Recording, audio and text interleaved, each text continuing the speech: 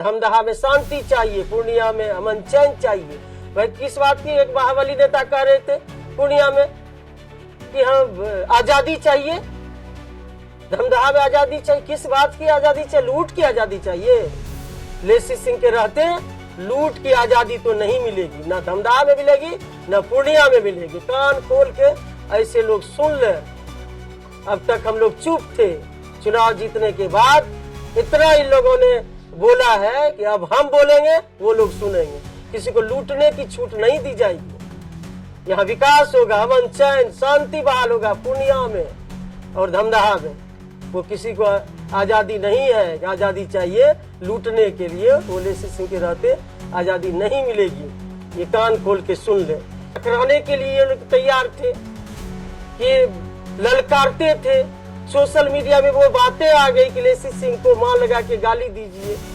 ये social media में वो लाइव थे वो लोग और ललकारते थे हम लोगों को, हम लोगों का जो आदमी था, जो वर्कर थे, जो समर्थक थे, ताकि गाली दे और उधर से तनाव हो, लड़ाई हो, ताकि इसको हम राजनीतिक रूप से भुला सके चुनाव में। तो हम लोगों के समाज के लोगों को ललकारा गया ताकि इधर से प्रतिक्रिया होता और लड़ाई होती, तब फिर जाके उनको फायदा होता। ये भी बातें की गई।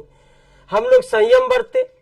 हम हमेशा कहते रहे अपने समर्थकों को, अपने एनडीए के कार्यकर्ताओं को, शुभचिंतकों को कि आप संयम बरते। हम लोग चुनाव जीत रहे हैं, इन लोगों को जितना भी हरकत करना है वो कर ले, लेकिन जनता जवाब देगी, वोट की चोट से जवाब देगी। ये हम कहते रहे, हमेशा टकराने की बात की।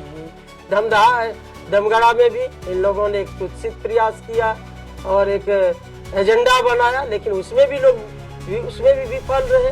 सब धमदाहा की जनता भली बातें जानती है, सबको जानती है, सबका चेहरा पहचानती है। और जिस हमको तो इतना ये लोग कहे कि डायन भी कहे, जबकि असंवैधानिक शब्द है। जो विपक्ष में चुनाव लड़ रहे थे उन्होंने डायन कहा, लेकिन फिर भी हम चुनाव आयोग में कंप्लेन नहीं की। ये डायन शब्द जो है असंवैधानिक है। इतनी हरकत किए, इतनी गंदी राजनीति की, इसकी वर्णन नहीं कर सकते हैं हम लोग। आप लोग खुद देखे होंगे। अब ये लोग कह रहे थे, चोर चोर चिल्ला रहे थे, राशन की बात कर रहे थे, वही डीलर के गाड़ी पर चढ़कर ये लोग पैसा बांट रहे थे विपक्ष के लोग। चोर चोर मसेरा भाई, ये कहावत भी है ना, चोर चोर मसेरा भाई, वही कहावत चरितार्थ हुआ। और जो लोग कह रहे थे महाबली नेता यहाँ के तथाकथित, आप लोग समझ ही रहे होंगे, जिन्होंने कहा कि हमारे विषय में कहा, एक जनप्रतिनिधि यहाँ के हैं धमदाहा के, उनके हमारे विषय में कहा कि उनके बाप दादा से लड़े हैं। मैं बाप दादा का नाम बता दीजिए तो कौन बाप दादा से लड़े हैं और आप जीत गए हैं। आप जीत गए हैं तो आपको वीरता पुरस्कार से सम्मानित किया जाएगा कि भाई इतने वीर हैं, आप तोप चलाते हैं, रॉकेट चलाते हैं, बम चलाते हैं।